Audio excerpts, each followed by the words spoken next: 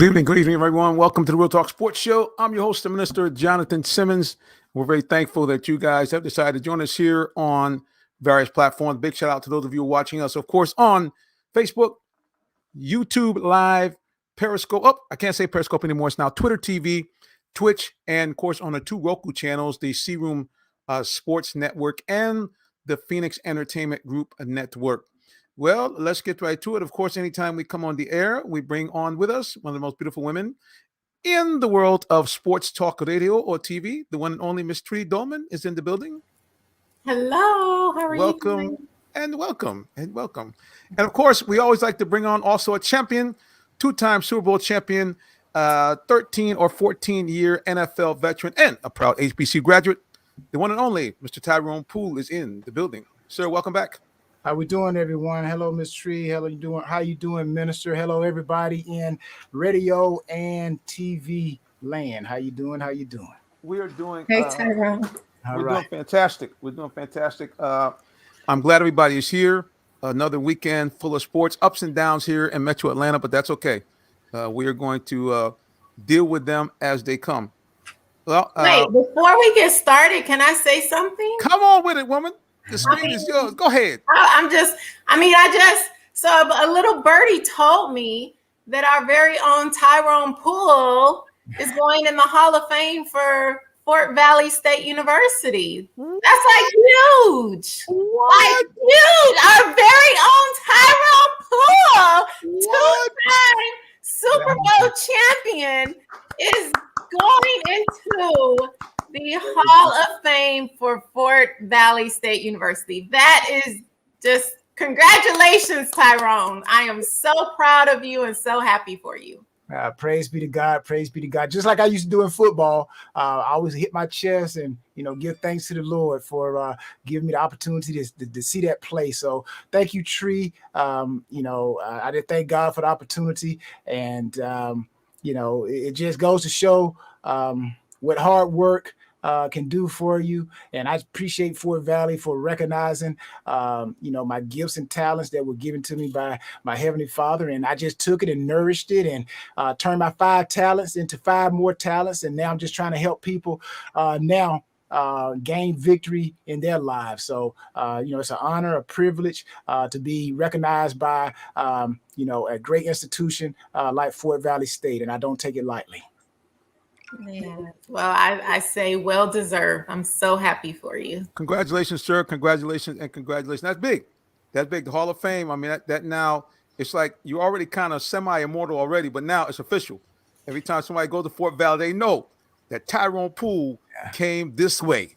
Yeah. All I need now, I need my street. I just need a street. That's all I want now is a street.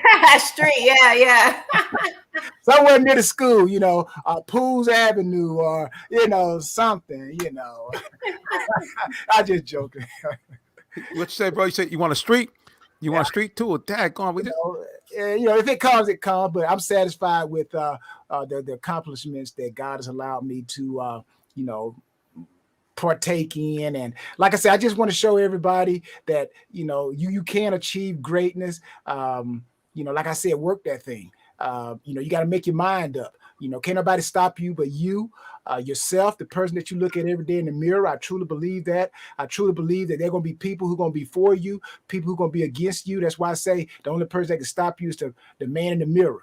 You're not as good as they say you are, and you're never as bad as they say you are. So that keeps you humble. It keeps you in the middle. Now, you still got to walk with a big stick, but carry it softly. So, sometimes you still got to be that lion. Like the old saying goes, a sleeping dog, once you wake him up, I'm looking to bite somebody now. Somebody done woke me up from my sleep. So, but real talk, though, it's an honor. I'm just here to try to help people. And, I don't want to be the only one. So, but it's not easy being cheesy. It's not easy being great. So thank you again, Tree, for that acknowledgement. I appreciate it. Thank you.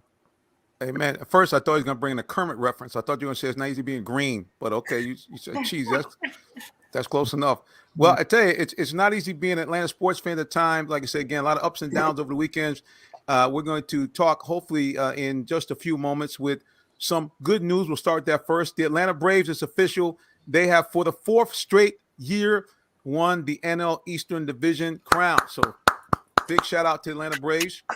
And they will be taking on the Central Division champion Milwaukee Bucks coming up. I believe it's this Friday. I think it is. They'll be Brewers. I'm sorry. I'm talking. I was about to say they're playing the NBA team. Yeah, that's what I'm about to say, Tree. Minister still stuck on the sermon from basketball. You know? Oh, Lord have mercy. This is what I gotta go through. Okay, a simple editor and my two co-hosts. Make sure they jump on me both feet. Yes, the Milwaukee Brewers. Thank you both for the correction. It's the Milwaukee Brewers. They will be playing. The Brewers are a very, very good team, dominant in the Central this year, and they will be hosting the best out of 5 series. Like I said, Atlanta will be packing their bags and heading out to Milwaukee to play them there, and then 2 games will be here in Atlanta. And if the series needs to go to a game 5, we'll go back to Milwaukee. All right, what do you guys think? First of all, I know, Tree, you were clapping. What do you think about the Braves finding themselves back NL East champs year number 4? I'm very excited about it. And that's one thing that I was telling fans in the beginning when a lot of people were concerned with how they were doing. I always say it's not how you start, it's how you finish. And so we see that they actually work their way back, and look at how they're doing. They're doing great. And so for them to do this, I believed in the Braves, and for them to win and keep moving, I still believe in them. I think that they'll go far this year. Tyrone, how about you? What are your thoughts about the Atlanta Braves? Well, of course, when you get into the playoffs, like they say, everybody is 0-0, meaning you coming in with the mindset of forgetting what has happened in the past. However you got there, it doesn't matter. You're there now. So that's kind of like when you hear coaches and players say, we're 0-0. We're forgetting about the past, cutting loose the past, as they say. But I think still there are some precedent things that are probably going to sit in the Braves' mindset. The bullpen, I think they got good enough pitching to kind of, get them where they need to go. But, the bullpen is going to be one of the things that if they are to go far, those guys got to come in and they have to do what they got to do. And I think the defense is phenomenal. They got enough bats. But here's what I know as well. When you go into the playoffs, like they say, anything can happen. I've seen it happen in football, basketball. This team is smoking during the regular season. And then all of a sudden, another team catches fire in the playoffs. So that team that was dominating in the regular season, they end up losing in the first round. You're like, what in the world happened? So the playoffs literally is a different world. Whatever your problems were in the past, you can forget about it. Try not to focus on it and just go out and play your strengths. And the Braves' strengths is their defense and their batting. Now, hopefully they can keep that going in the playoffs, but the bullpen is probably a major concern. Well, we're going to put a pin in here for a second because we are anticipating our good buddy Brian Jones, who covers the Braves at all times. So we're going to shift gears for just a second and go to Miss Dolman so she can give us an update on the WNBA as the playoffs wind down. All right, everybody. So hopefully you guys have been paying attention to the WNBA games. Wonderful basketball being played. But a lot of you, I'm sure, are pretty shocked that the 2 top seeds are actually down 2-1. So during Connecticut versus Chicago is actually up 2-1. And the Las Vegas Aces playing against the Phoenix, they're actually down by Phoenix. Phoenix is up 2-1. And it's so funny because it's the 5 and the 6 seeds that are actually up 2-1. They just have one more game to win. They play tomorrow at 8 and at 10 p.m. You can catch the games on ESPN. You really do not want to miss these games. When I tell you phenomenal basketball being played, oh my goodness, the shots being made, the blocks, the defense is really exciting to watch. And so I encourage everybody to watch it. But both series are 2-1. Phoenix is leading in theirs and Chicago is leading in theirs. So who's been some of the standouts? I saw a clip yesterday of I guess I don't want to call it ageless wonder, but I mean, I cannot believe that the woman has had children. And for a while, I don't even think she was playing, if I'm not mistaken. She was doing commentating. All of a sudden, I see Candace Parker back, looked like dominating like before. She's been playing though. She was doing commentating and playing. Whoa! Yeah. Man, I guess because I wasn't watching the games much. I always saw her commentating, so just phenomenal. But she seems like she's kind of revved up her all-star form, and yeah, must see TV.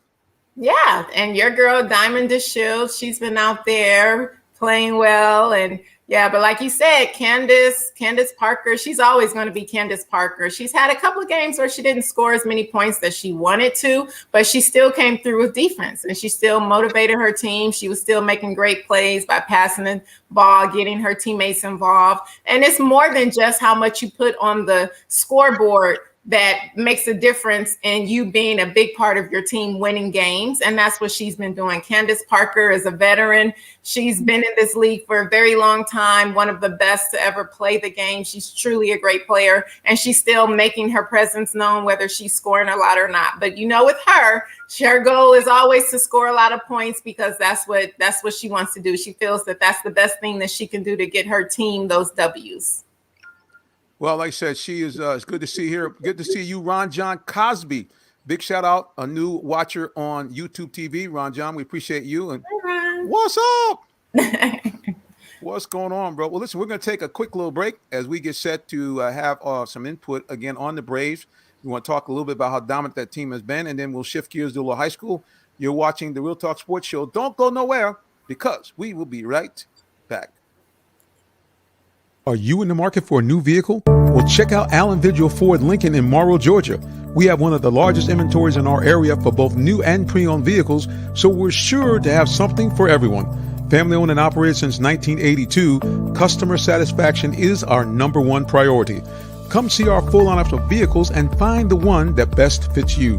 Give us a call today, 678-726-5739, or shop us 24/7 online at allenvigilford.net. The day has arrived. It's time to let more people know about your business. You have the right marketing plan and the messaging in place. But do you have the right messenger? Good advertising and promotions need a professional sound so the message can be clearly understood. Don't leave your brand image to chance. Let our team of voiceover experts at CME lend you a hand. Give us a call at 678-304-8121 to find out how we can partner with you to give your business its voice.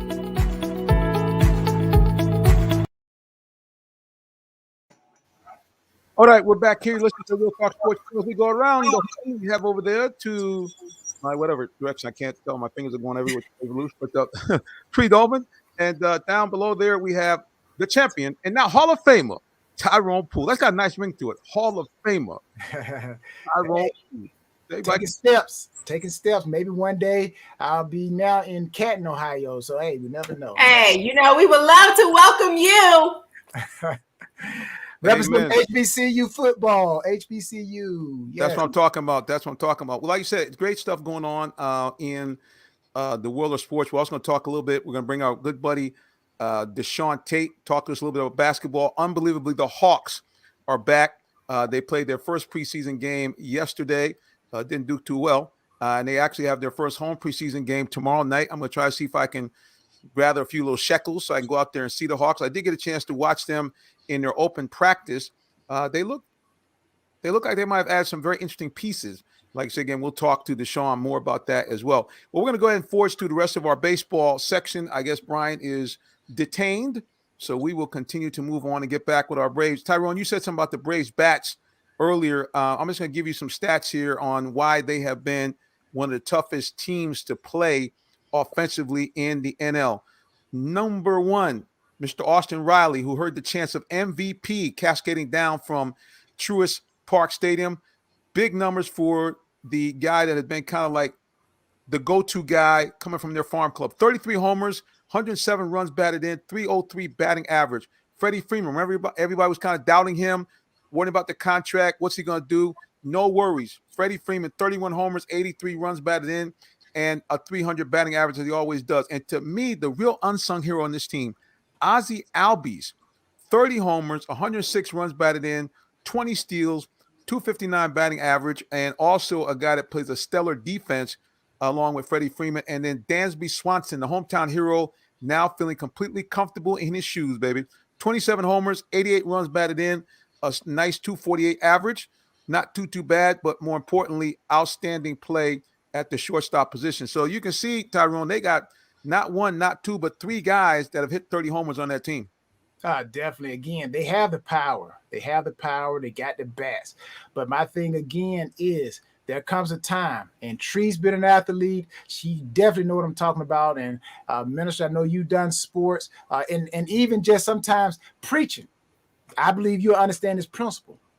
There comes a time when the body has to reset itself.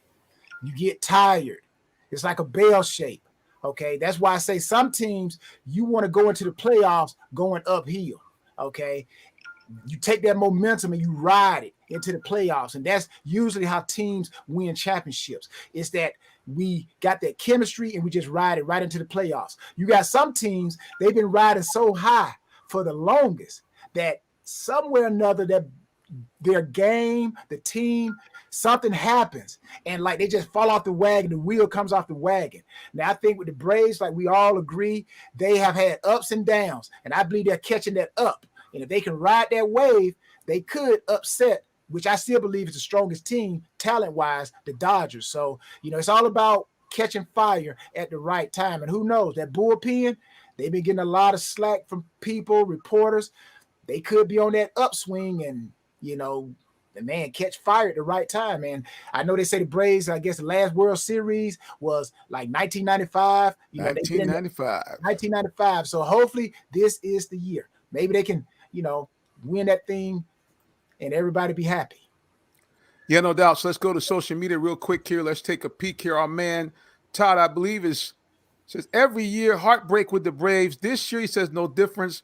Better chance Tyrone plays again in NFL than the Braves win in October. Wow. Hey, now that could happen. That could happen. Hey, if I go out there and I work out, see, the only thing that would keep me from playing, they're going to try to use my age. But if you look at my skill sets, man, people like me and T.O., man, other people too. Tree, she's an athlete. Man, we don't fall off. We just sit and just say, man, they only knew. So you know what? The Braves have an opportunity. Well, Tyrone, to be honest with you, with a number of injuries the Falcons have had in the defensive back, you might have to go suit up, bro. Because every time I turn around, another DB is out. They passed on Richard Sherman. Anyway, let's go to this. Ron John Cosby is actually, guys, I want to give him a big shout out. His real name is Rashad Cosby. He's actually my intern, my first intern that we've had in a couple of years. Big shout out to him. Jonesboro High graduate. So Rashad, thank you. Yes, sir. Yep. Hey, Ron. Okay. Yep. He said to explain. It's me. I'm your intern. Yeah. So we appreciate him and appreciate all he's done to bring high school football coverage to Clayton County and, dare I say, all around the world, because we do stream also on the same platforms on Roku, on Facebook, and on YouTube as well. So a big shout out, and we appreciate him. Yes, thank you, Ron. Thank you, Ron. Good idea, bro. So listen, let's go ahead and get to the point here. We talked a little bit Braves. We think the Braves can do some work. Again, the big key is going to be the pitching. And before we leave the Braves, we got to get it from the expert. This guy has been doing a little bit of everything in the world of sports journalism. He was for a while with the Packers. I think he still does some stuff with the Packers on 24/7 Sports. He also follows the Braves. And now he also gets involved with both sports and pop culture. The one and only Brian Jones is back in the building. Brian, what's up, man? What's going on? How you guys doing? We're doing great, sir. Good to see you here. Good to see you. We got a full house here today. So we've been talking Braves. We've been kind of like, moving around the studio waiting for you. So now that you're here, Tyrone hit on a good point about the Braves pitching getting hot. What have you seen down the stretch from our Bravos? Yeah, when it comes to the pitching, it's really been all about Charlie Morton and Max Fried. Max Fried was just named NL Pitcher of the Month, and those two have really been anchoring the Braves starting rotation these last couple of months. And I think when you have that, when you have your 1 and 2 guys being able to get hot and really be consistent, that's going to be key for the Braves in the playoffs, because games 1 and 2 are going to be very vital, especially in a 5-game series. So those two guys have been pitching really well. Charlie Morton has been outstanding after really kind of a semi-slow start. He's been able to really come into his own these last couple of months. And at 37 years old, he shows no signs of slowing down. And he's going to be with the Braves for a couple more years. So he's going to be the number one guy moving forward. And then Max has just been outstanding. He's put together some Greg Maddux type of games these last couple of months. And then you're getting quality from the bullpen. I know that Will Smith has been shaky at times, but he ended the season with 37 saves. And I think guys like Tyler Mastick and Luke Jackson, they've been pitching really well also. So when you have all that, when you have pitching being able to be consistent and getting outs and key outs in key games, I think that's going to really bode well for the Braves in the playoffs. No doubt. You talked about Jackson and you talked about how the relief. I mean, at one point, man, we wanted to get rid of all the relievers. We really did. Yeah. I mean, they were just terrible. So now the fact that you got a guy at 37 saves, he's in one of the top 5 in the league. So it's good stuff, man. I mean, good to see it. So what are Braves going to need to do in order to knock off the Brewers? Well, the Brewers are a team. They're not really an offensive powerhouse like the Braves. They have a couple guys. Christian Yelich has really fallen off this season after winning MVP a couple years back. I think he's been dealing with injuries, but they have some guys that can produce. Colton Wong is a guy to really watch out for. He's the Braves know him really well from his time with the Cardinals, but the Brewers are all about pitching. Their starter finished the season leading the NL in ERA, and then Josh Hader, one of the best closers in the game, he could come in the 8th and get 9 or 6 outs if he really wanted to. So the key for the Braves is to get to an early start, jump on the Brewers early. If they do that, then I think they have a chance, because if they're playing from behind, it's going to be tough to go to get production against that pitching. And Adam Duvall said it earlier today on the radio. He said all the Brewers pitchers, their pitches have movement, and when you have that, it's difficult for a hitter. It's easy to hit pitches when they're straight, and that's what batters love. But when you're facing fastballs that have tons of movement, sinkers and things like that, it's just very difficult. So for the Braves, they got to jump on these guys early. If they do that, they have a chance to win the series. Got a question from social media from Todd. He said, October comes down to pitching. Braves can hit, but how does the rotation staff up against the Brewers? I think you hit on that and answered that question very well about you kind of have to rely on Morton and Freeze to kind of get you at least the 2 wins, and then the third one can be kind of a crapshoot. Yeah, I think it's going to be interesting to see what happens in Game 3 and Game 4. It looks like Ian Anderson has secured the number 3 spot in the rotation. As for number 4, they could go a bullpen by committee type of thing, and Jesse Chavez gets the start, and then he'll pitch a couple innings, and then Brian Snickner will go to the bullpen the rest of the way. I would like to see Charlie Morton go in Game 4 and just pitch a couple innings and just get them off to a good start. But yeah, I think again this goes back to getting quality pitching in games 1 and 2, because if you do that, you put yourself in a good position to advance to the NLCS. Tyrone, I know you got a question for Brian. Go ahead, Tyrone. Well, I got a statement. We talk about the Brewers, and I'll say this: it's just like in any sport. You don't win games because you can't play. You win games because you're doing something right. And some people may not choose to focus on those things that you're doing right, but Milwaukee won 95 games. So the Brewers, they're doing something. Now, again, I believe it's all about bringing it in at the right time. So I think with the Braves, now we'll ask Brian this question here. The Braves, I hear a lot about the Braves are first pitch hitting team. Okay, so what happens when they go against elite pitching? Like say with the Dodgers, and because as you go deeper into the playoffs, it's just like in any sport, even in high school. The first round of high school, everybody like, that team, why are they even in the playoffs? And then you get to the third round, the fourth round, it gets tougher and tougher. So with the Braves being a first hit pitch team, does that cause a problem if they go against elite pitching deeper into the playoffs? It definitely can. I think so. And you mentioned it. They're a team. The Braves are a team that kind of lives and dies by a home run, and they're very aggressive. They're not a team that's going to necessarily be patient at the plate, or going to advance runners and do the little things, or at least that's what we haven't seen throughout the season. I think they were second in home runs behind the San Francisco Giants, but they're a team that loves to get that first pitch, especially a guy like Ozzy Albies, and it has worked for the most part. But as you mentioned, Tyrone, when you're facing, let's say you're facing the Dodgers, you're going up against Matt Scherzer or Clayton Kershaw. It's just going to be difficult for the Braves to be patient at the plate because they're so aggressive and they're always thinking about getting that big hit and getting that home run. Now it's worked. It has definitely worked for them all year.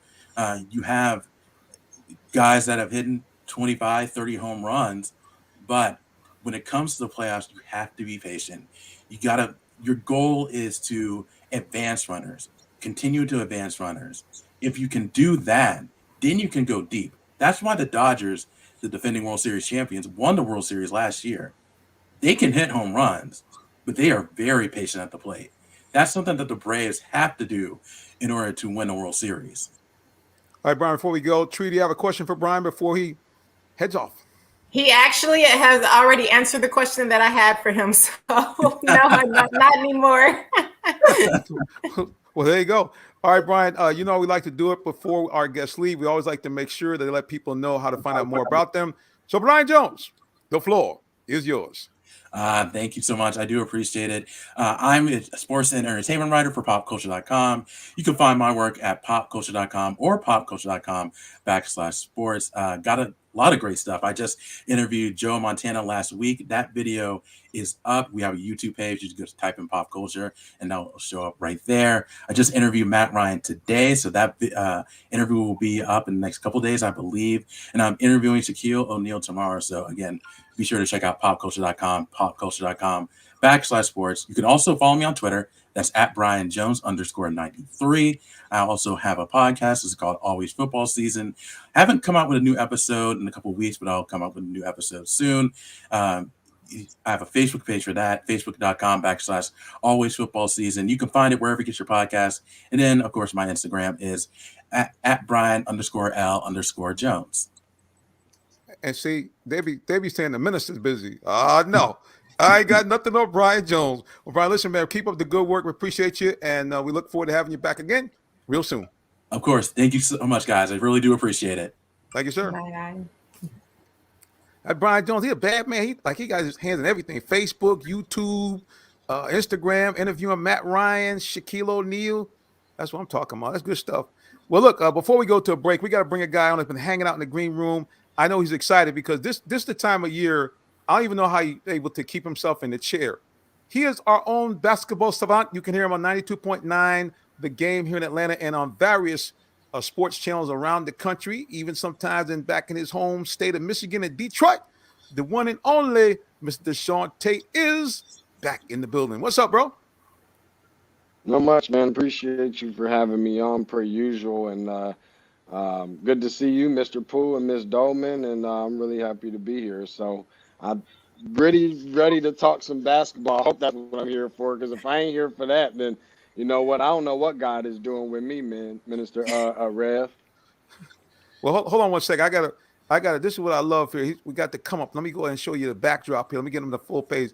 Bam! He got the whole situation. The NBA basketball signed and official. He got everybody in the background. That's what I'm talking about right there. All right. Before you get going, bro, let's go to social media. I think there might be some questions there. Okay, Todd, you just missed Brian, brother. He gone. So we have to get some questions out here for Deshaun. Well, first of all, Tyrone, do you have any questions for Deshaun about the NBA or the Atlanta Hawks, sir? Again, myself being an athlete, I know Tree. I keep saying Tree. We've all understand sports. Really, preseason is what it is. It's preseason. Time to get the guys back into shape. Get the rhythm back, formulate the chemistry. So, speaking from a chemistry standpoint, I know they just had the first preseason game, the Hawks. Was there anything that you saw as far as chemistry-wise? It could be something maybe new that we didn't see last year that, wow, they're beginning to develop something, for the 2021-2022 season. So was there any type of newness that you saw with the Hawks? Not really. I can't really tell you I've seen a ton. Maybe a little bit here and there. I mean, I'll be honest with you. I'm not sure anybody is seen this. I'm sure people have seen it a little bit, especially if you were watching some of the summer league games, but nobody's quite talking about it yet. So you heard it here first. When you see those times that you see Sharif Cooper, the rookie, in the game, in addition to with Jalen Johnson, you see that lob go up, much looking very similar to how it is when you see Trey Young to John Collins. Two guys that are very similar in body stature between, Young and Cooper, and very much the same athletic ability that you see in guys like Collins and Johnson. Um, Not really a ton of different takeaways per se. Not seen necessarily in yesterday's game against Miami, as bad as that may have looked. But I mean, Trey went down early in the third quarter with a right thigh contusion, and then of course, when you don't have guys like um, you know. Um, and now it's drawing a blank. Of course it is right now, but Clint Capella in the front court, and Oyeka Okongwu, who's in his second year, entering his second year and going to miss the first half of the season. Don't have him on the floor. DeAndre Hunter not on the floor. Kevin Herter not on the floor. And while the latter two may not necessarily provide you with a lot of rebounds, this was a team that was leading in the rebounding category on yesterday at the half, and lost ultimately the rebounding in the rebounding category at the end of the game, but not by very much. And the defensive prowess and anchor team that Miami is, in addition to rebounding and things of that nature, having most of their players healthy with the exception of Jimmy Butler, is still a positive for the Hawks that they were able to compete in that particular category. Free. Yeah, well, the question I was going to ask is actually with Trey going down. When I saw it, I know I was a little concerned. How concerned are you with it? And do you think that it's going to be a big problem in the future? Or do you think it's something that he will quickly come back from and it won't be a problem going forward? Yeah, I don't think it's something that'll be an issue at all, actually. Now, if you're looking forward to seeing him in tomorrow's game against the Cleveland Cavaliers, then that could probably propose more of a problem. I think the likelihood that we could see him back in the last and final preseason game against Miami again is something that is likely. Of course, no guarantee, but I wouldn't be trying to press my luck too much or do too much heavy lifting and trying to push him, considering the fact that he's such an intricate part of this team and beneficial part of this team. I mean, he is the straw that stirs the drink for the Atlanta Hawks. They're not doing what they did last year, getting to the Eastern Conference Finals or anything else that they achieved without Trey Young. So to get him back, I think the most important thing is for the very first game, which happens to be on the 21st of October against the Dallas Mavericks, and I'm sure that they want him back and healthy in more than enough time for that. So I think that's the most important thing. And if there's anything remotely close that could interfere with that, then I think that they'll pull the plug and you won't see any more of him during preseason, which I'm not really sure that you have to have. And even more so on top of that, you've got a backup point guard now, two of them, between DeLon Wright and Sharif Cooper, two guys that are new to the Atlanta Hawks and in uniforms for the first time on last night. And you want those guys to kind of slowly get acclimated and get some chemistry, as Mr. Pooh was just talking about some chemistry things. Let them get a good feel early on for what it's like to be, playing with different guys with different skill sets and different rotations and things like that, because we know that Trey has already been acclimated in that area. Let me ask Deshaun this one more question. Last year, start of the season, the Hawks, I believe, started 14-20. All right, then they caught fire, so to speak, and ended up finishing up very strong. What are your expectations if the Hawks are going to look like that team that is going to win the title this year? What record do you think they must have, or what momentum should they have in the first half of the season? I don't think that there's a particular record at all that they have to have, at least for me personally. I think the main thing is about, keeping guys healthy, keeping guys off of the IR, and making sure that guys have, the best, what do they say, the best ability is availability. So I think that that's something that's obviously very important for this team, and getting Oyeka Okongwu back. If you look at the last probably handful of years for sure, but 2 or 3 years at least, the Hawks or some of its primary key players has had rough starts in the first half of the season, but for whatever reason, after the All-Star break, second half of the season, we've seen guys come on. We've seen it happen with Trey Young his rookie year. We saw it with Cam Reddish his rookie year, and some of these other guys. So I think the major thing is going to be about just keeping guys healthy. To be honest with you, and probably the more important thing after kind of talking to Lou Williams a little bit, talking to Bogey a little bit, and their main thing is, look, we just want to focus on leaving last year and last year.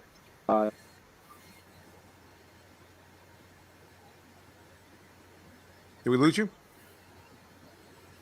All right. I'm not sure what we still got you. All right. While we're getting you straight there, that's a clip right there of Sharif Cooper.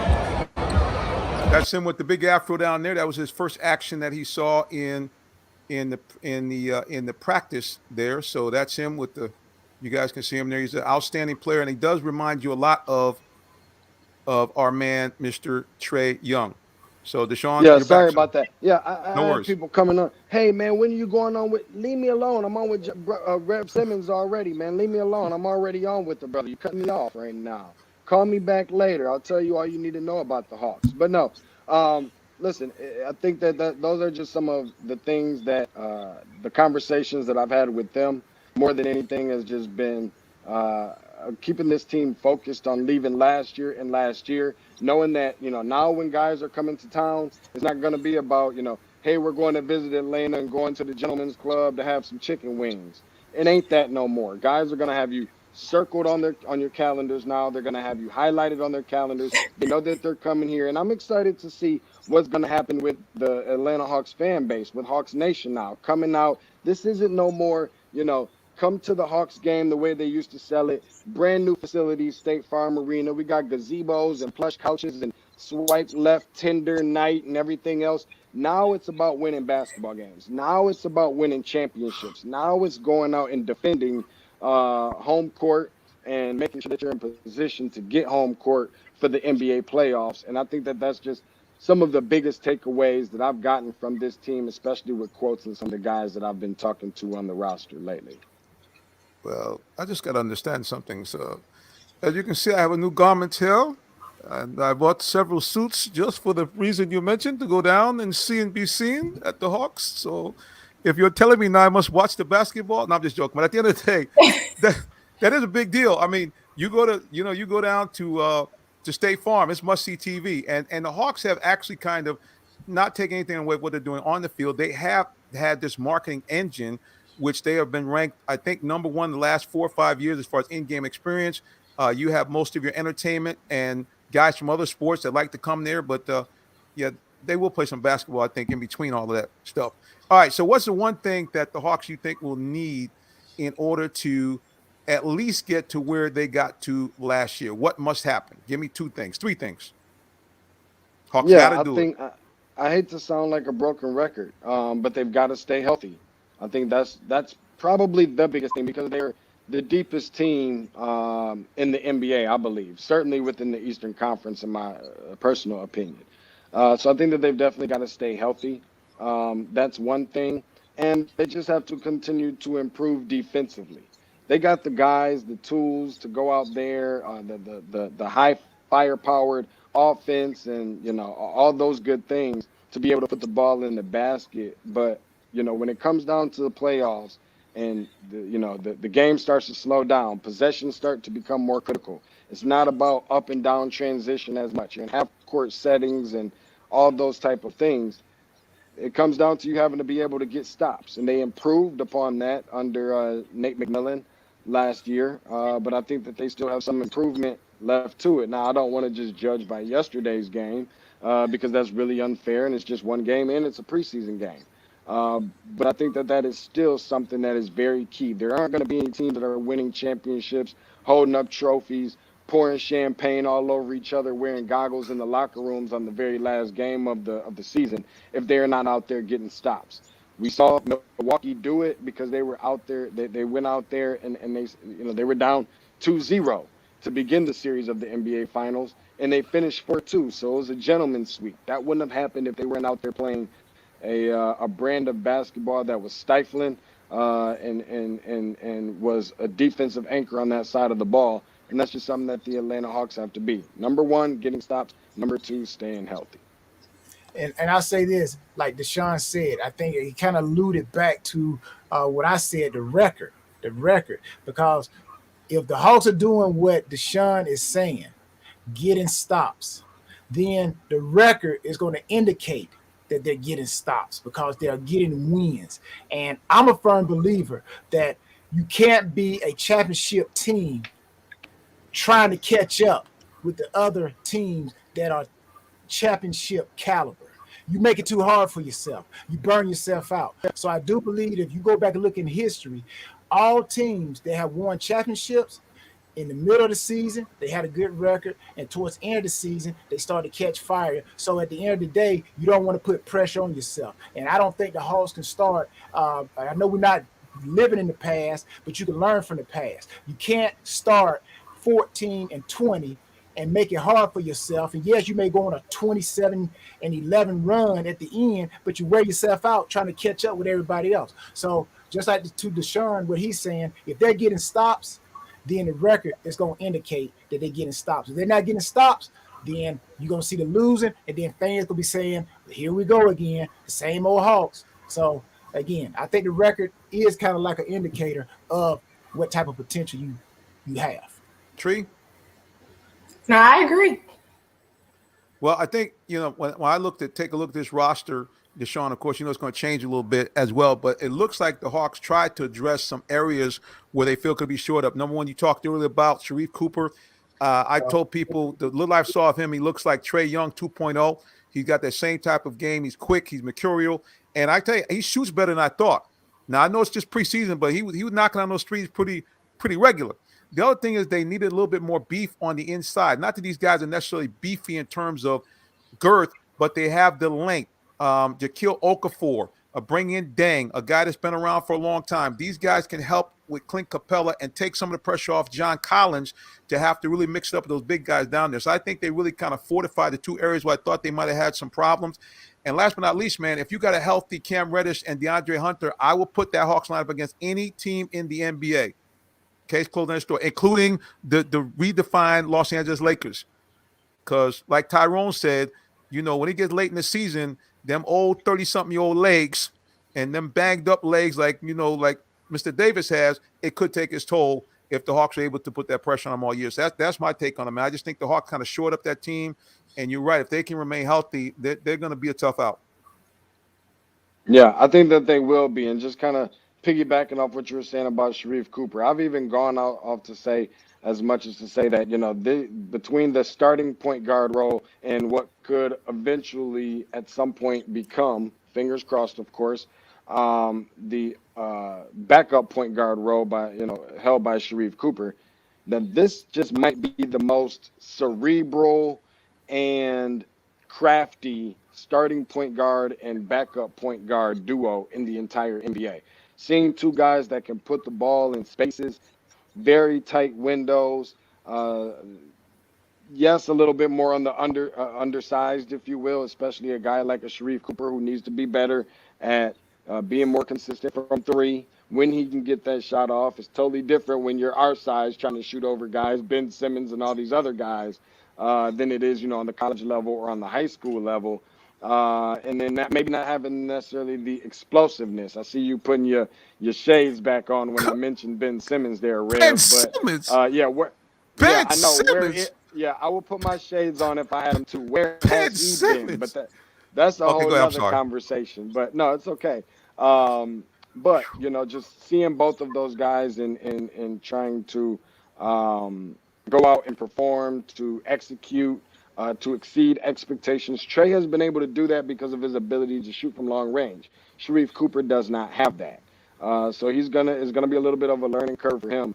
But of course, with him being, a native of someone who has been adopted by Atlanta, right up the road at McEachern High School, I'm sure that everybody's wishing the best for him And he's going to have his hands full, but who better to be going up against every night in practice, much like when Lou Williams got drafted by the 76ers, having to go up against Allen Iverson every other night, or every night rather in practice. Who better to have to go up against every single day than Trae Young? So I think that that'll help somebody like Sharif Cooper a lot. Well, all I can say is I got a glimpse of what the Hawks are going to do when they need that up-tempo, high scoring. I saw them for a split second run that three-guard offense when they had Bogey, Trey, and Sharif. And I said, oh, look out, because that's going to be a handful for any team to stop. I noticed they're a little undersized, buddy, but you putting out some killers as far as being able to put the ball in the basket. Well, speaking of killers, bro, you killing it all the time out there in the world of sports talk media. So before you go, you got to let people know where they can find out more about you. Deshaun Tate, the floor is yours. At Tate's Take Hoops, appreciate you, Rev. At Tate's Take Hoops, TATESTAKEHOOPS. We like to call it where basketball lives. I got the best, the most entertaining, the most informational, and the most educational basketball content on the planet in the form of a podcast. It's called Tate's Take. Find it anywhere you find your favorite podcast. We stream live on Facebook as well as on Twitter, on Periscope, now it's Twitter. But also, we used to talk about Roku, Apple TV, Fire TV, the whole nine, theflowtelevision.com. A little bit of everywhere, a little bit of anywhere that you find your favorite podcast. We do stream it live there, and I do appreciate it. And you know what? Make sure I got this. Put me on the screen so I can see Tree's face, because I just want to make sure that we are aligned accordingly with this information I'm about to drop on her. Let's go wide for a second, Rev, if you don't mind. I want to make sure that me and her have an eye-to-eye, some clarification on something. I want to make sure. I want to make sure that she's aware on Devil's Night, undefeated Sparty, undefeated Michigan, currently ranked number 9, currently ranked number 11. I'm telling you, don't make me bring this trophy back out for no reason. Wow. Sparty Party is green all day, every single day, 24/7, 365. So invite me back, Rev. Invite me back. She can't fool me with that smile. Invite me back, Rev. What, Deshaun? I think you forget that I love both teams. I'm a Michigander. I love you. No such thing. No yes, such it thing. is. You know that there ain't no such told thing. Me that. I had a full scholarship to Michigan. I had a full scholarship to Michigan State. So I love both schools. And my high school team was named, we were the Spartans named after Michigan State. So I'm a Spartan for life too, because of my high school team. So I love both teams. You know what that tells me, Rev? That tells me that she knows what's about to happen on the 30th of October, the night before Halloween Eve. She knows it. Let me tell you something, Rev, and I promise I'm about to get up out of here because I know we up against it. But if somebody came to you, Rev, and said, well, wait a minute, I'm a Falcons and a Saints fan. No. No such thing. Well, my friend's son plays for the Spartans. So Eric Snow is out there doing big things for the Sparties. And but yeah, you come back and we'll see. But like I said, I love both teams, and it is possible. Same with my Lions and my Vikings. They play against each other, and I love both teams as well. So it can happen. This weekend.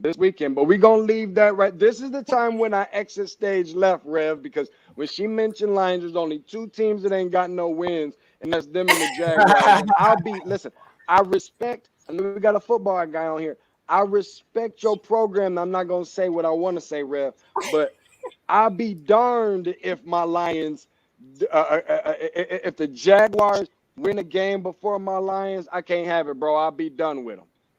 Thanks, Rev. Peace. Well, that's we had a lot of back and forth there. A lot going on between Mr. Tate and Miss Tree. Little chaotic there, but that's okay. That's what makes for a fun sports talk radio. There you go. Well, Deshaun Tate, we appreciate you for joining us here. We're gonna do a little bit, just a big high school shout out here. We had 2 games that were played at Tara Stadium. Both of them, unfortunately, were blowouts. Sad to say. Forest Park High School, who had been rolling, doing quite well, looked like their program was on the upside, had the misfortune to take on a traditional high school power from over on the other side of the South Side, Creekside High School. Just a couple of years ago, won a state championship, and they came in and looked like they wanted to win another one all at one time on the field at Tara Stadium as they rolled up a 63-0 shutout of Forest Park in our Thursday night game. And on Friday night, one of the best teams in Clayton County went to the deep in the playoffs last year. The Riverside, the Raiders, came in to take on Mount Zion, a team that's been struggling trying to find their way. And unfortunately, they didn't find it against the Riverdale Raiders. They went down 57-7 against the Riverdale Raiders. So big shout out to Riverdale and to Creekside for putting up some big numbers there at Tara Stadium. But yeah, the home stadium teams did not do well at all in Forest Park and in the terms of Mount Zion. But we hope that both these programs will get back. Tyrone United says it doesn't matter how much you lose by. A loss is just a single loss. You do not let it count for 3 losses. So they can come right back this week. And wow.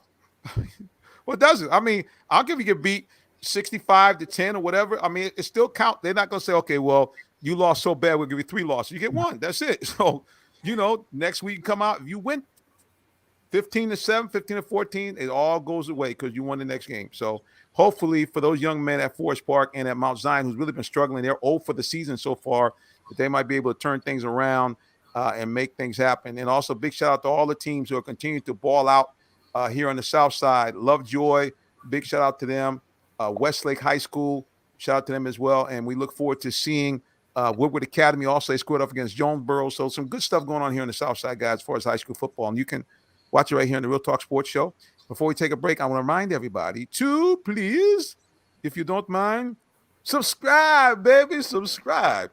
Follow us anywhere on social media at Real Talk Sports 7, whether it be Facebook, Instagram, or Twitter. You can follow us there. And remember, go to the Real Talk Sports page on YouTube.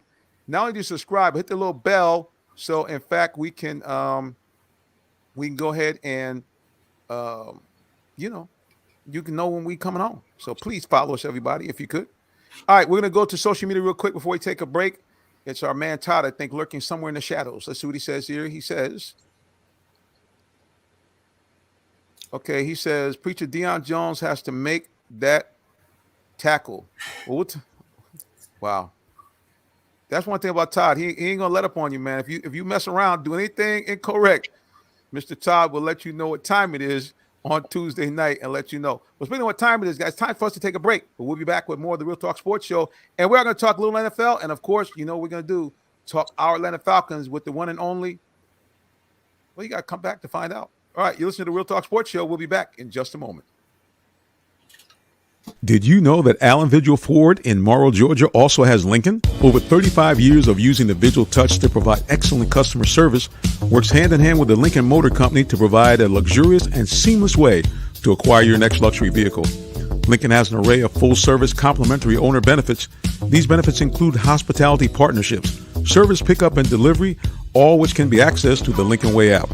You can even contact the 24/7 concierge to have someone assist you. Come and see our great inventory of new and pre-owned Lincolns today. Call 678-364-7345 to make an appointment with one of our brand champions or shop 24/7 online at allenvigillincoln.net.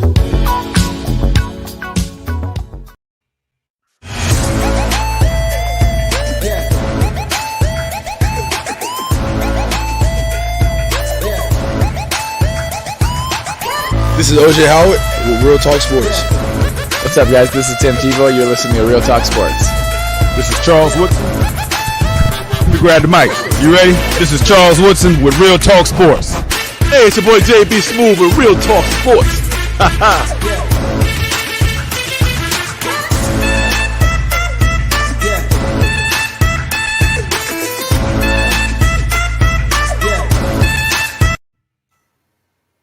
My man, JB Smooth.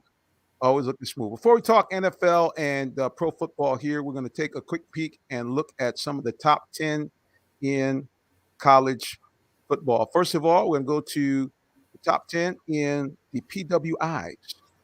And for those who don't know, it's predominantly white institutions. What we know is the guys that come and play for the college football championship. We take a look there at the top 10. And there they be right there, guys. Of course, 1 and 2, no surprise to anybody, from the SEC, Alabama. And, of course, the hometown Bulldogs from right up the road. They are 1 and 2 and probably, pretty much head and shoulders above everybody, if we really are honest. And then following after that, let's take a peek. Here we go to the Big Ten, Iowa at number 3, Penn State at number 4. So 2 teams from the Big Ten. And you see, I got that kind of highlighted there. Cincinnati 4-0. They just knocked off Notre Dame 24-14. That is my dark horse to get into that college football championship and make some noise. Number 6, Oklahoma 5-0. Ohio State, another Big Ten rep, at 4-1. Oregon from the Pac-12, unfortunately took a bad loss, and they're 4-1. Michigan 5-0. Harbaugh trying to save his job, and BYU rounds out the top 10 at 5-0 as well. Tyrone, what did you think about that top 10? Anything kind of stick out to you that's a little different? No. Really, Alabama, they're just ahead of the class. Georgia, again, it's going to be an interesting season. I know all of the Bulldog fans, they are excited, and really, the defense, everybody's real happy about the defense. And Daniels, of course, trying to get him back. But at the end of the day, Alabama, the road still has to go through Alabama. So hopefully Georgia will be playing at a high. And if they knock Alabama off, then yes, they could be celebrating a national championship in Athens. Ms. Tree, anything that you saw that kind of struck your fancy? Yeah, I mean, just a lot of great football being played. The games, I was very impressed watching Georgia, and of course, Alabama. Like he said, everybody has to go through Alabama regardless of how great other teams are. Also, I'm so happy to see all of my Big Ten schools in there. I mean, hey, you see it, Michigan 5-0. Let's keep that going. But Alabama is truly the staple when it comes to football, and just the things that they have done there. You can't beat it. You're going to have to play them. You're going to have to beat them if you want to win a national championship. So we'll see. Like Tyrone said, it definitely will be an interesting season for Georgia. And I know that the last time Georgia played Alabama, I was at the game. And of course, Georgia's up. You're thinking, oh, okay. And then, of course, so I know it sounds kind of bad, I know, but I'm not a Georgia fan anyway, but I just never have really high hopes. So we'll see. Maybe this team can do something different and do the unthinkable for a lot of people. Wow. She said a couple of things there. She said, well, first of all, I'm not even a Georgia fan. She said, second of all, they done the before. She says, so maybe got this much of a shot to maybe take out Alabama. I will say one thing about this Georgia team. They are at least as good, if not better, than the team that, as you mentioned, did have Alabama on the ropes back in 2018. The defense, which I know both of you guys are big fans of, Georgia's defense is stout. They've looked like they have been kind of that immovable object. But, of course, we'll see. The biggest test is for them coming up very, very soon when they take on Kentucky and Florida. And speaking of Kentucky, how about those Wildcats making a name for themselves? They have reached the top 20. They are undefeated, and they knocked off Florida at home. People ran out, tore the goalpost down, Tyrone. They went, wow. First time they had won since 1986 against Florida at home. So big shout out to the Kentucky Wildcats saying, we just don't play basketball here. Well, let's go to HBCUs, Tyrone. That's where you live. And there's the top 10 right there. Jackson State, coached by Primetime, have now moved into the number 1 slot ahead of Alabama A&M. Prairie View moved up from number 3 to number 2. Alcorn State, number 4. Alabama A&M slipped down from 1 to 4 after their loss last week. Chowan, I don't know too much about them, but they're 5-0. Langston 5-0. North Carolina A&T, we're familiar with them. They won a couple of the Black College Football Championships at number 7, moving up from number 10, 2-2 overall. Bowie State moved up from 11 into the top 10 for the first time this year at number 8, 4-1 record. FAMU, Florida A&M, back in the top 10. Folks are happy about that. And Savannah State moving up from 13 to number 10 in the HBCU ranking. So good stuff there going on in HBCUs. You can see Tyrone there in full throttle. What have you seen over in your backyard in SIAC that might be of some interest to us? Let's not make that separation like that. That's it's still HBCU now. Okay, I want people to know that. Now, what you put up there were more FCS teams. Okay, so let's make sure people understand the difference.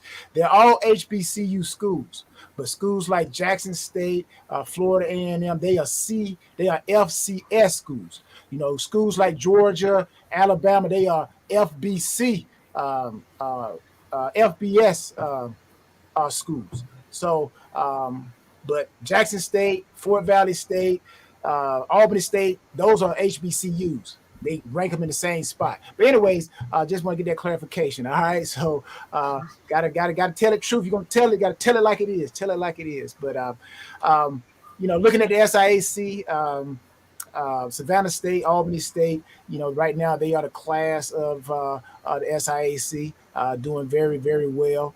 And you still got teams in the local area since we're here in Atlanta. Clark, Atlanta, Morehouse, they're still struggling, but hopefully, they will somewhere down the road find that winning streak. I think Morehouse they haven't won a game yet, and Clark, Atlanta is 1-4. So, somewhere or another, hopefully they'll smell the coffee and get a couple more wins in. But right now, Albany State and Savannah State are the cream of the crop, and Allen University, this is their first time. People are like, where's Allen University? Where's Allen University? Well, it's going towards, if you know what Benedict College is, then Allen University literally is right across the street, people. So you talk about Florida State and FAMU, they're like right across the street from one another. That's how Allen University and Benedict College, they're just like that. So they're in the same area. But Allen University, they're 3-2. So they're playing pretty good football. They're not eligible for the SIAC championship because they have to sit out a year, but they do have a winning record. Well, you can hear, guys, there's lots of good stuff going on at SIAC. So now some of you guys that are normally familiar with catching us on some of the Falcons pages, we have to report that we have now run afoul of the Facebook police. We have just been blocked from putting on any more of our broadcasts on groups. They said we reached our limit. I don't know what this limit is. They never told us, but as you people know, Facebook can be a little snarky. And so they have now blocked us temporarily from posting any more tonight. And of course, they did that right before we do the Falcons segment, where we have a good bunch of our listeners. So I think there's, the minister always has a conspiracy theory. I think they're mad because I haven't, boosted the broadcast a little bit. So they want my money. So he said, okay, no problem. We'll block you. But that's just a sidebar there from the minister. I'm feeling some kind of way again. Doggone it. I'm in my feelings. I'm sorry, folks. I'm sorry. I'm in Facebook jail. Darn it. All right, let's shift away from college football, talk a little bit about the NFL. I guess this really is better suited for a hot button question, but since it's in the NFL, I want you guys' opinion on what has happened down in Jacksonville, Florida, where it does appear head coach Urban Meyer was getting a little too frisky with a unnamed woman. Tyrone, I'll go to you first, sir. You know what, man? I haven't read the article. I heard about it. But, bottom line, to whom much is given, much is required. And that's why I always tell people, be careful what you ask for. Sometimes people get things that are that require you to drop certain things that you do, certain habits. And also a lot of things come that if you're not prepared for it, it can take you down. So, being in a high position, man, I'm telling you, I see why people say, you know what, I'd rather be an employee than to be the CEO of a company. Because, man, I'm telling you, it's pressure at the top. The altitude, the air gets very thin. To do certain things, you get punished a lot. But, again, I heard about the situation with Urban Myers, and I don't know. You guys tell me. Maybe Todd chime in and he'll give us his thoughts. Tree, any thoughts? First of all, did you hear about the situation with Coach Urban Meyer? And if so, any comments on it from the female perspective?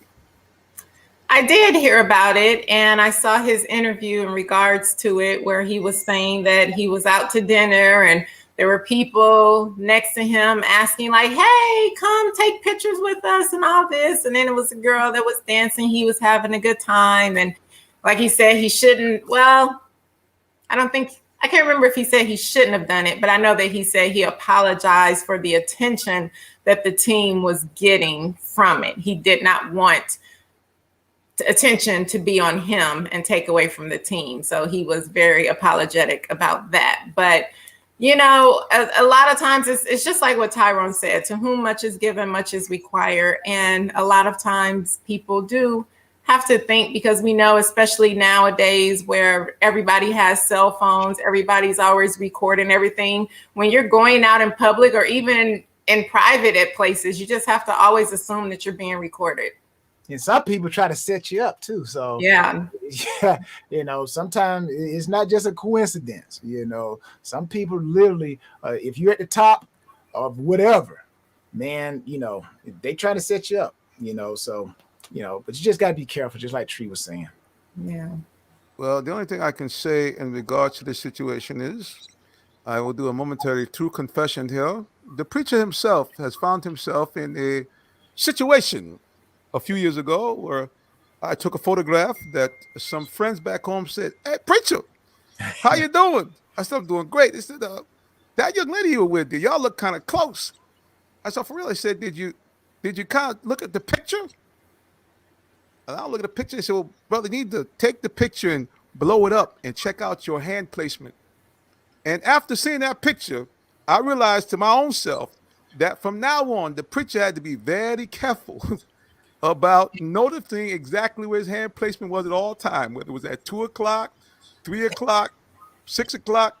I had to make sure because immediately I got calls. And plus, again, you don't want to put yourself in a position where you undermine the authority or what you have done to impact people.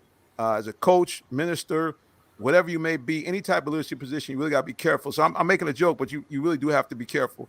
But as far as Urban trying to backpedal out what he did, all I can say is the woman identified was not Mrs. Meyer. And I'm going to leave it at that.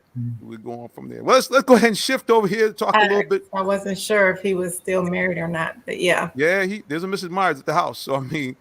Okay, that's a huge problem. I wasn't aware of that. Yeah. And then here's the crazy thing too. I very quickly. I said this very quickly. Technology is to the point where, like you just alluded to about that picture you took, Minister. Just you're like, okay, hey, regular picture, cheese. Man, they got Photoshop this day and age. Man, you can take a picture. They can take your head off of something, off of your body, and put it on another body, or take an arm and put it in a place where you're like, hold on, that's not me. That was never me. But now you're defending something that is foolish. So it's almost to the point where you're like, you know what? I'm not taking no picture with nobody. And now people are like, well, hold on, you think you all that? No, I don't think I'm all that. It's just that society will get you in trouble if you take pictures with the wrong people, should I say. So you got to know you're loud. And so Todd is making this point. And see, this is the thing. It was more than just a picture. They had more video. And when I looked at the video, it looked like she was kind of do like a little lap dance, and Urban was kind of trying to encourage her to do more. So I mean, it looked real crazy. So I mean, he was giving them a lap dance. That's what it looked like when we watched the video. Look. I can see Orlando Led in the background there on this. I'm asking the same question, but it just looked really. It's just he was doing too much. You know, I have a good friend. She used to tell me, she said, brother, now you're doing too much. Not to me personally, but just saying sometimes people are doing the most. And Urban was doing the most. And most of it was he shouldn't have been doing. Yeah, I haven't seen the video, but that's a definite no. There you go. Especially if you have a wife at home. That's what I'm thinking. Well, I tell you what's a yes is when we need to talk Falcons, we want to know the inside situation. There's only one man that we call.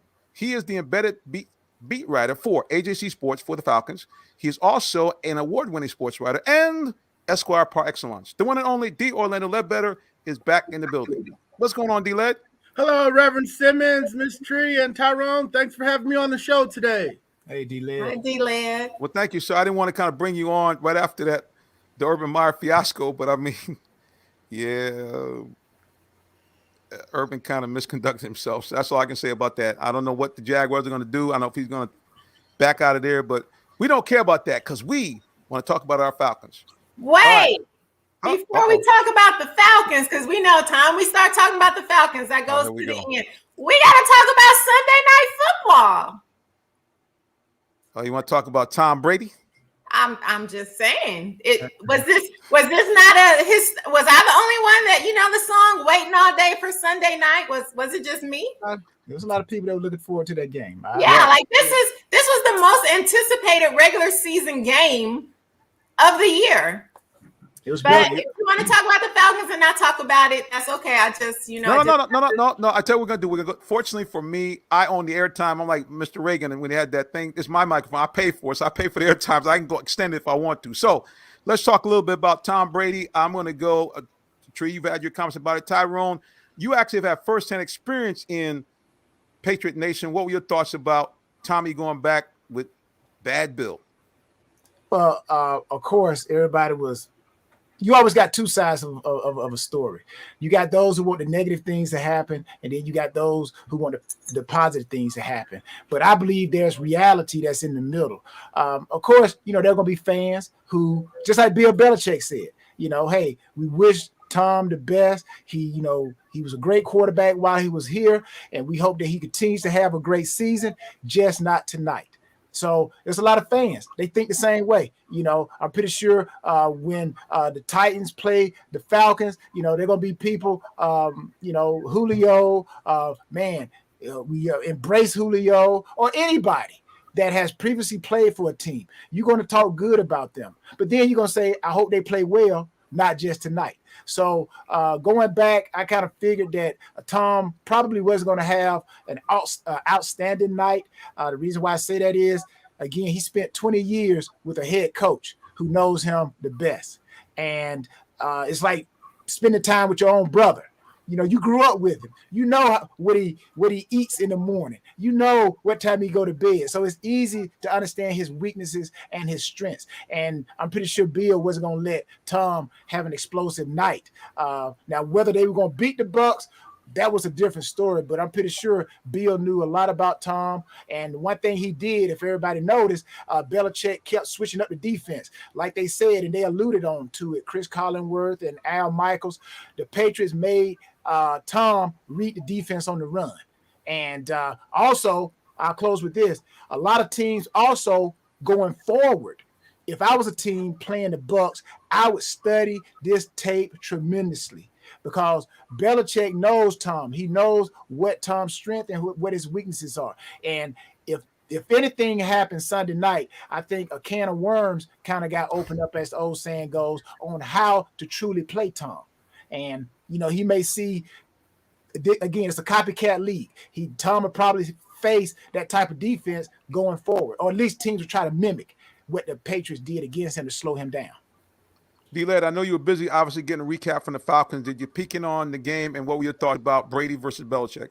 Yeah, had it on background sound. It was 19-17 field goal there at the end that would have won it for him, but a 56-yarder missed. It was hyped. The one thing that stuck with me was everybody was trying to downplay the split, who was to blame for that, instead of just owning it and saying, yeah, we thought he was too old, so we moved on. Nobody wanted to own anything. They wanted to paint the warm and fuzzy picture of, him returning to Foxborough and so forth. But, the fans booed him. When he returned to the stadium because they wanted to win the game for their home team. That's what fans do. So, yeah, that was my takeaway from that, big in-season game and the record breaker early on in the series, in the game. Yeah, so you knew that it was going to be, quote unquote, must see TV. The NFL, that was the kind of games they live for in the regular season. They make big money. The ticket prices go to the moon. So everybody loves these types of games like this where you can always have a story to tell from the media. So, we're never going. I'm not going to say we're never. Like Tom likes to say, you have multiple sides to every story. So we're really not going to get the real truth unless one or both guys in some type of real, tell it all, say, well, this is exactly what happened. Even then, you're still getting only one guy's side against the other. So, yeah, it was a good game. Obviously, you expected it to be close like that when both guys know the other guys, and I'm sure Bill Belichick might have some regrets. I'm not sure what Tom took as far as getting himself to be this way 4 or 5 years ago, because you could kind of see about 4 or 5 years ago there was a drop off, and all of a sudden, I don't know whether Gazelle put some kind of magic potion on him or what, but he doesn't. I mean, he's throwing the ball to me better now than he did even 8, 9, 10 years ago. So anyway, good game. I didn't get a chance really to watch it, but it's what we expected, a close one, and nobody's telling you what's really going on. Well, we want to know, D-Led, what's going on with the doggone Falcons. Another heartbreaking loss. And what are we seeing here? What's the missing factor? Well, they led for most of the way, then didn't close in the fourth quarter like they did up in New York. They had opportunities to put that game away and weren't able to do it. They had the Tyler Heineke running around. They should have had a tighter pocket on him. He threw some balls up. They caught him. Then, coach getting some heat here for the first time with his play calling there at the end with 3:52 to go. I'm okay. A football play. I'm okay with running plays to run out the clock. But, people are noting that, hey, this line might not be capable of that. So maybe he should have been passing there. So that was some controversy here on how the game ended. There was a 2-point conversion attempt early in the game that they didn't make, and made them, instead of being down 3 at the end, they're down 4. So they got to throw the Hail Mary and not kick the 51-yard field goal. So yeah, coach made some mistakes or some misjudgments down the stretch here in this game. He certainly said to me on Monday that I certainly would have called something differently in hindsight. But yeah, first down, the Jonathan Allen meets the running back in the backfield for a 3-year loss. So it's 2nd and 13. So, I mean, I'm not going to throw a bomb there, but I'm not going to run another play, maybe. But he ran another play, running play, got 4 yards. So now it's 3rd and 9. And so I'm of the school that I'm throwing it past the sticks. I'm not trying to get cute with a screenplay. He got cute with a screenplay. They read it, which made sense because they probably couldn't have blocked long enough to get out into a route. But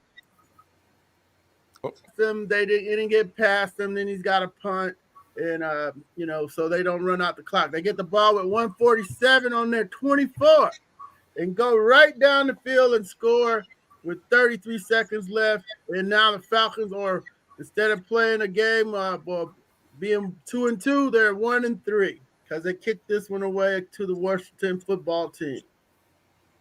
All right, a couple of questions, of course, from social media here. First of all, Todd is very unhappy with Coach Smith. He said he let Arthur Smith lie to us fans, said it was not a rebuilding year.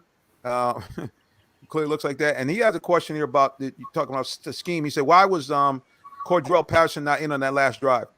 I thought he was in, but I guess he's saying he wasn't. He was not. He didn't ever lie. He said that the team was going to win now. He didn't say that. He never said they weren't rebuilding. So technically he didn't lie. So, but I wrote, and it's on our website, that I was like, hey, this team doesn't look like it's built to win now, which is, what they're saying. Now, we're here to win. If anybody thinks we're not here to win, they got the wrong thing coming. So, somewhere in between that is an admission of something. But certainly Cordell wasn't on the field. The answer he gave was that they were running a package set, and it was Mike Davis's package. They had ran out of Cordell Patterson packages, apparently. And can I say this? I know everybody's saying like win now. And I hope that they understand this, what I'm about to say. It's hard to win now unless you're the Dallas Cowboys and Jerry Jones, hiring people like Mike McCarthy. He's just there, just calling plays. He's really not the head coach, so to speak, in my mind. But if you are Arthur Blank and you bring in Coach Smith and you say, I want you to take what you've learned and I want you to build this team, you're not going to win right now, because there are a lot of things seeds that have to be planted and they have to grow. So again, Falcon fans, yes, we want to win now. You guys want to win now, but you got to ask yourself, how is Arthur Blank trying to win? Is he like Jerry Jones, where he's saying, this is how I want you to do it, Mike McCarthy? You just come and just hold that title head coach, but this is how we're going to do it. Or is Arthur Blank saying, Coach Smith, I want you to plant your seeds because we want to win. And anybody know about agriculture? Seeds don't grow overnight. Okay, it takes time. So if you want to build a championship team, you go back and look at any team. They actually took time to build that championship. Okay, you got to first start with the locker room. You got to clear out guys, bring in guys. So Falcon fans, you guys got to have some patience. Just like we talked about the Atlanta Braves, they got to have patience on that first pitch. You can't swing at everything. You got to be selective. So that's just my thought from playing that game for over 12 years. That's what I've seen. Tree, how about you? Yeah, I definitely think the Falcons fans need to have patience. I've said even from the beginning of the season, I know that you were saying that you thought that the Falcons would go 10-7 this year. I said that the highest I thought they would do is 7-10. And I know that they do have to rebuild. They have a lot of pieces that are missing. They have a lot of things that they need to get together and work on as a team. I did see some very promising things from the offense in the game. So I definitely kudos to the Falcons for that. I did like what I saw there. But they do still have a lot of things that they have to work on, and they just have to get better as a unit. And I think that they will get there, but I don't think it will happen this year. All right. I'm going to ask a couple of questions myself, D-Led. Is there any kind of problem as far as communication or synergy with Matt and Calvin? Because it looks like so far this season they've been a little bit out of sync. Yeah, it's they're running different route combinations, Reverend. And there again, I'm pointing to this. They didn't practice them in the off season. They practiced them at practice, but not in game speed. So I've been saying that the timing of the passing game was going to be off, and it's clearly off. It's getting better. But I mean, Ridley had 13 targets. He only caught 7 of them. He dropped a couple. He got hit on a couple that he should have held on to. Easy for me to say, but we've seen Julio hold on to those. Ryan hung up some balls. They were in the air too long. Gave guys time to come over and hit them. So yeah, that's a work in progress. And Coach said that Ridley in our Cover 9 at 9 blog in the morning is addressing this. He said Ridley had an up and down performance. He said we need more from Ridley. Matt, they amassed 370 yards. Ridley probably cost him another 50 or 60. Olamide Zaccheaus had a big drop when nobody was around him. So they could have had 450 yards and 30 plus points if they caught the ball a little bit better. So, yeah, to answer your question is, yeah, they have some problems between Matt and Ridley right now. And can I add this in, chime in on that a little bit with that question from Minister? Let's look at. I want to draw a comparison with Aaron Rodgers. You look at Drew Brees, Tom Brady, whoever else you want to name that's a real good quarterback. Most of them guys don't have a lot of different offense coordinators. And it's to the point where they can bring any player in. And because they've been in that system, they can actually take that rookie and turn him into an all-star because they know the offense. But when you look at Matt Ryan, Matt has had Kyle Shanahan, Steve Sarkisian, Dirk Cutter. Now he got Reagan.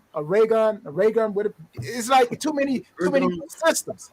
So, how can you expect someone to play at a high level when you got to learn different offenses? It's like you live in 5 different houses and they tell you to turn the lights out and tell you to walk from your bedroom to the kitchen. You're going to bump into a wall almost every time. Unless, like I said, it's a house you've been living in for 5 years and no other house. They can tell you to turn the lights out, pitch dark, and you'll still be able to find your way to the kitchen because you know that house. So let's understand that as well. So when these Falcon fans start pointing fingers, those who truly know football, they understand. But those who don't know football, they're the ones that are always raising up these questions because you don't understand. That's just me talking. Well, once again, you stirred up our good buddy Todd. He said, Tyrone, are you really putting Matt Ryan in the same class of great quarterbacks? Now, again, like I said, even if you took Aaron Rodgers and put him in 5 different coordinators, he's not going to be the best that he is. Why do you think sometimes he gets out there and he does things that people like? It look like he's playing in the backyard because he knows where every receiver is supposed to be because he knows that offense. He throws the ball. Even if the receiver hadn't got there, he know that receiver gonna be there. But when you're doing different systems, you're hesitant.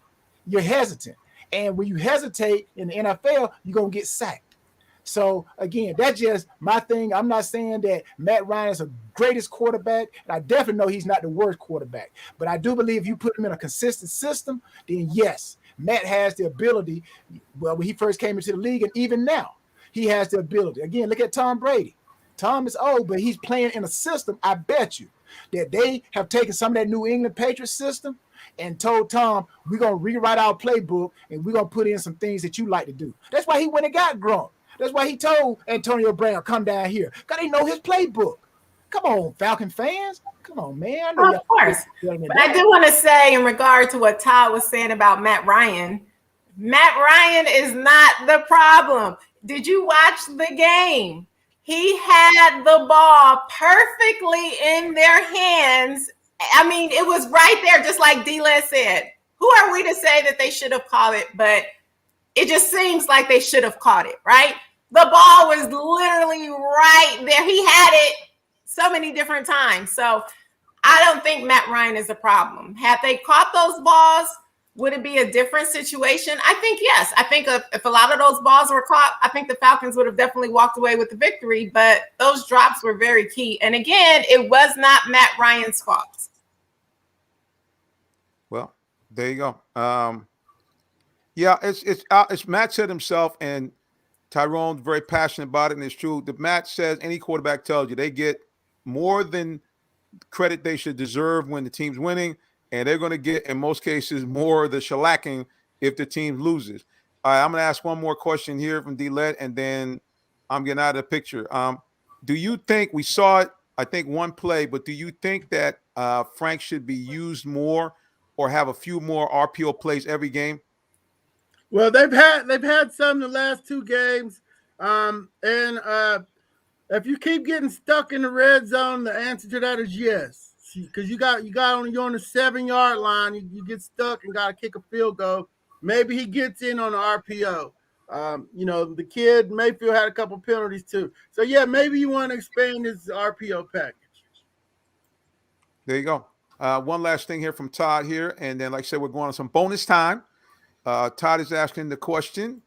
He says D-Lady wants to ask something serious. He says, if they lose to the Jets this week, have the Falcons quit on the coach?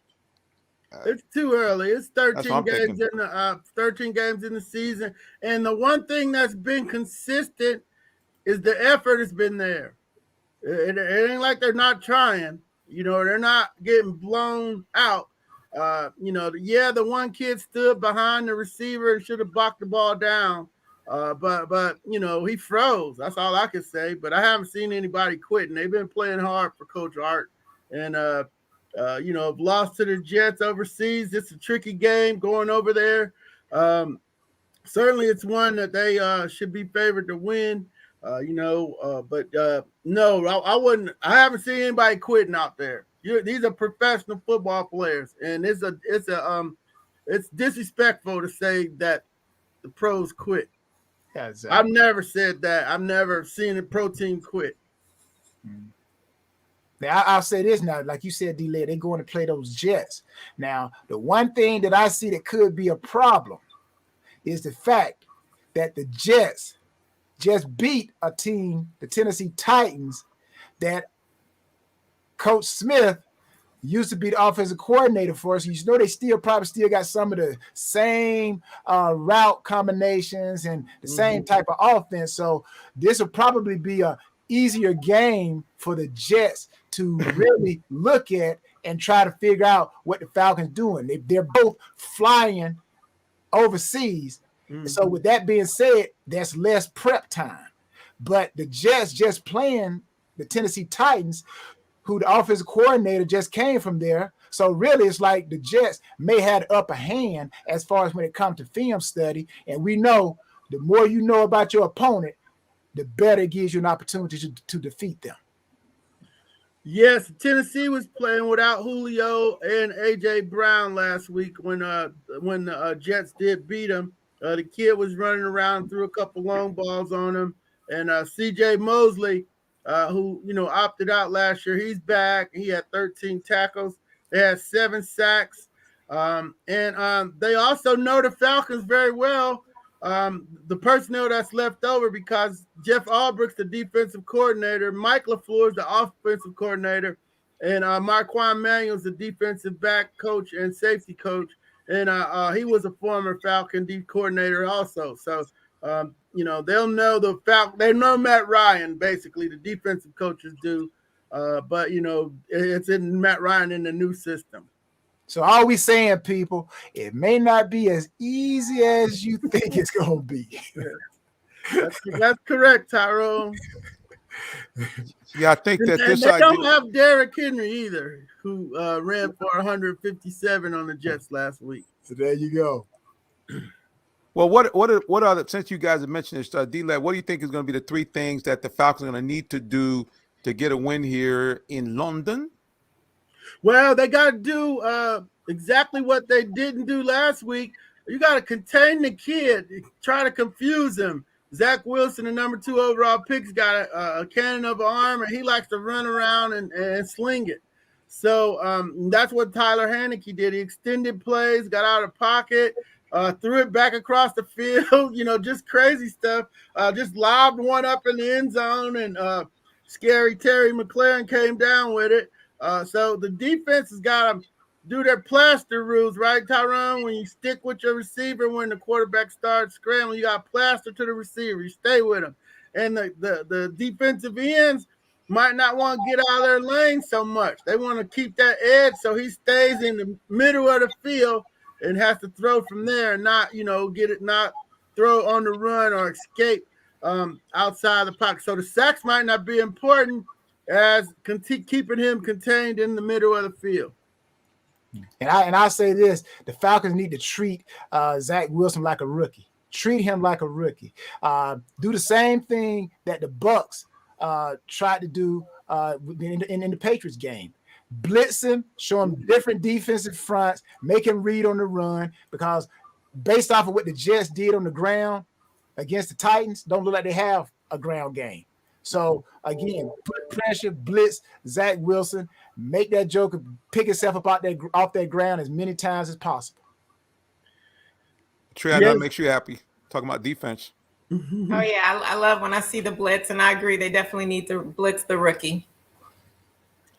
Wow. Yeah, no question about it. They, their running backs are Michael Carter from North Carolina, 4th-round pick, and Todd Johnson, a 3rd-year veteran out of Maryland. So they're the running backs for the Jets. Well, this is our last thing from social media here. I think we done wore Todd out. He says, a Falcons fan, he's heading out to the liquor store. Hey, highly recommend it. Right. I can't believe what I'm hearing. Yeah, D-Led, you and Tyrone to warm out. He said he gonna get his drink on now. That's it. He's through. Tyrone, don't drink and drive. Yeah, Todd's good for the day. He said that's it.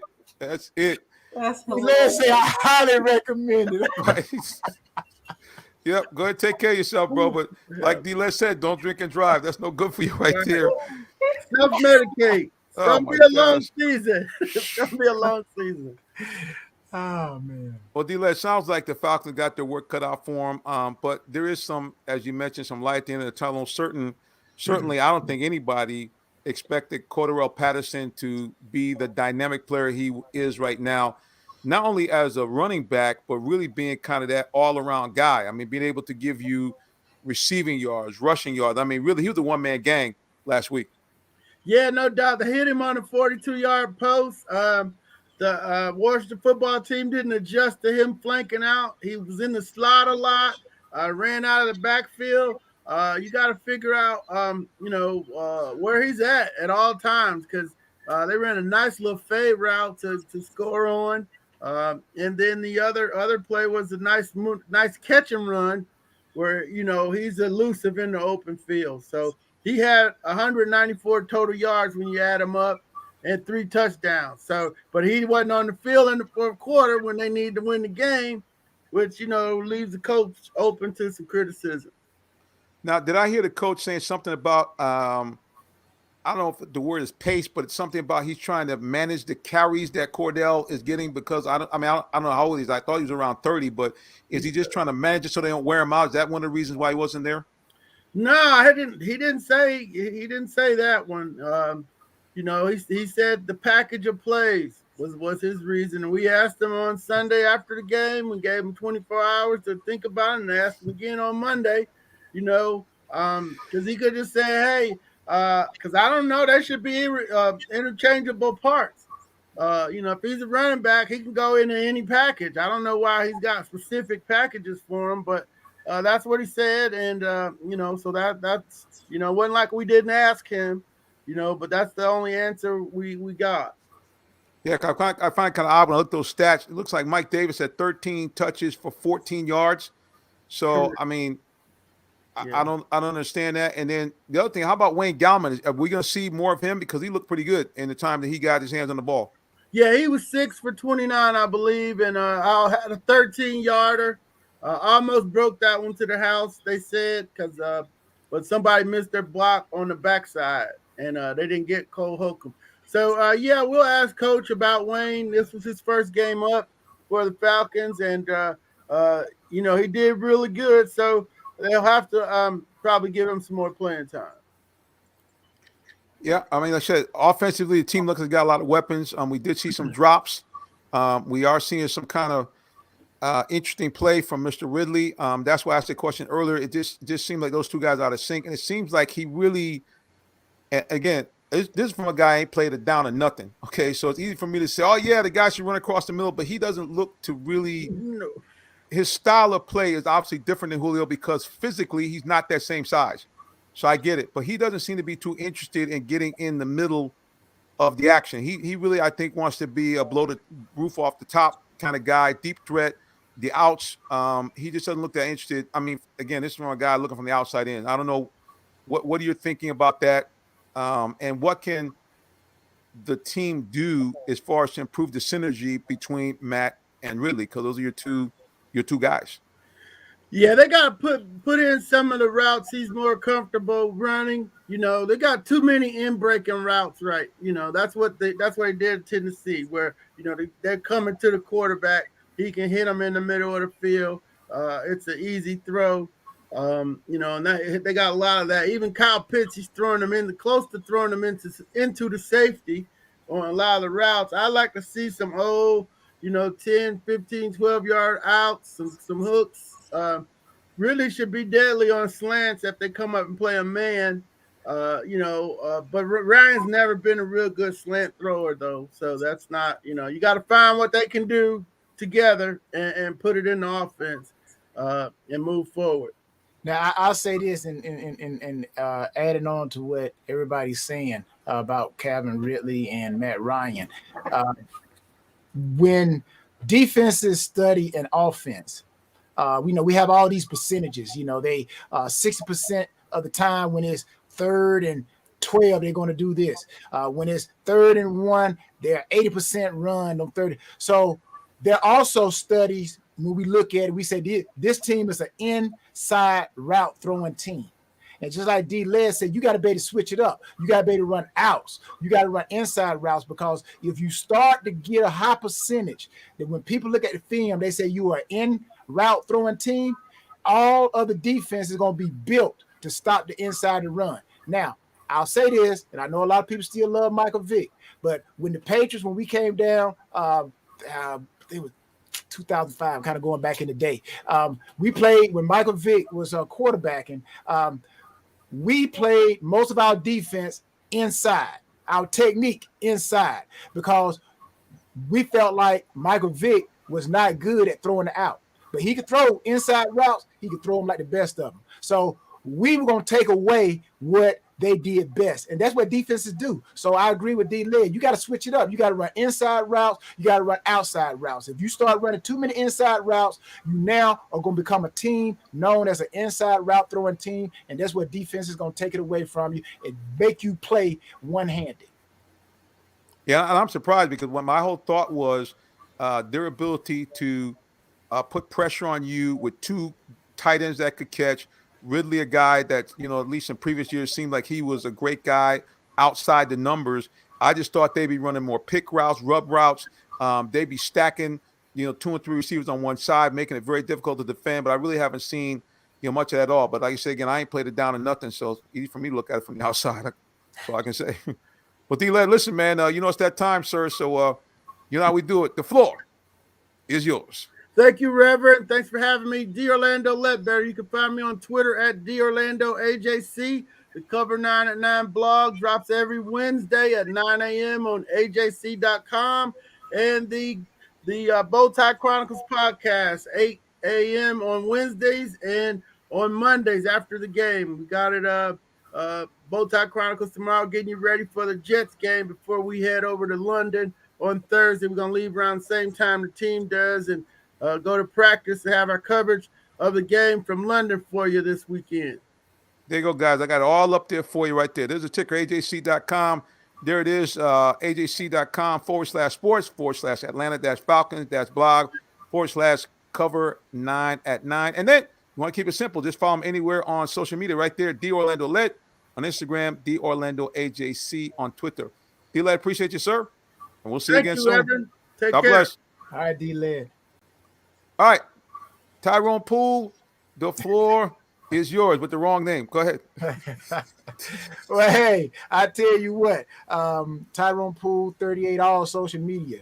I will say this, just like Calvin Ridley was targeted 13 times against the Washington football team, but only had 7 receptions. If you target Tyrone Poole, 38 on all social medias, I'm going to catch all 13. All right. So Tyrone Poole, 38 on all social media.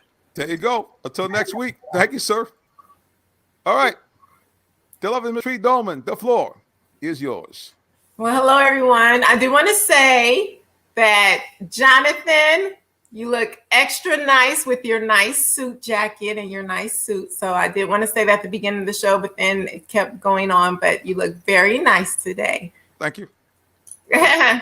So, and then you can find me on all social media at It's Latresa and also Ms. America International 2020. Again, that's It's Latresa and Ms. America International 2020. See, boys, I got that right there. You can't miss it because it's all in the purple. Yay. All right, guys. Yeah, so you know me. It's the Minister Jonathan Simmons. I am, in fact, a real live minister. You can check me out. Actually, why don't you do this? Why don't you follow the show? There it is, at Real Talk Sports 7. You can follow me personally at Minister J. Simmons. That's Minister, letter J, S-I-M-M. If you want to contact us, hit me up on the email, jsimmons@realtalksports.net, or you can simply call me on the cell, 678-410-9833. We'd love to interact with you. Now, I will say this, since I am a real live minister, I actually do a ministry show every Wednesday and every Sunday. So Wednesday's tomorrow, 9:30 a.m. It's called the Clarion Call. We do it on the same platforms. It won't be on the sports channel, but it will be on my personal Facebook page. It'll also be on the Phoenix Entertainment Group on Roku. All right, guys, before I go, I have to ask you each and every week, do you have a relationship with God, the Father and Creator of all things? Well, if you don't, I would implore you. You see everything that's going on right now in this world, and it's very easy to have that. Number one, you have to simply confess your sins. Number two, believe that his son, Yahashua HaMashiach, okay, that's his government name. Let me give you the name we know him by. Jesus Christ came here both fully man, fully God, and went to the cross and took all the sins of all mankind, past, present, and future, nailed them on that cross, and he died. But he rose from the dead, and when he did, something mysterious, miraculous, and magnificent happened. He now had the power in his hand to now grant you and I salvation by simply believing that he did this wonderful thing and you repenting of your sins. And here's the good thing that happens. Number one, you become a citizen of the kingdom of heaven. Number 2, you become an adopted child of God, and you have all the rights therein. That means you can go to God, the Father of all mankind, creator of all the universe, and go to him in prayer. Ask anything in the name of his son, Jesus Christ, and he will grant it to you according to his will. That's very important. And number 2, when you leave this earth, you get to go to the most spectacular place ever even created and thought of, a place called heaven. Every building adorned with the most spectacular jewels. The matter of fact, the streets are paved with a gold that's so pure, it's translucent. And guess what? There's none of no pain, no pandemic, no more death, no more crying, no more bad people. It's bright and cheery all the time. And you avoid that nasty place called hell, where all the things that are in heaven won't be in hell. So you're going to have bad people. It's going to be dark. It's going to be dreary. It's going to be smelly. And you're going to be cut off from God forever and a day. And I don't know about you, but I like option number 1 instead of option number 2. All right, guys, until the next time, God bless you and have a great day. So long.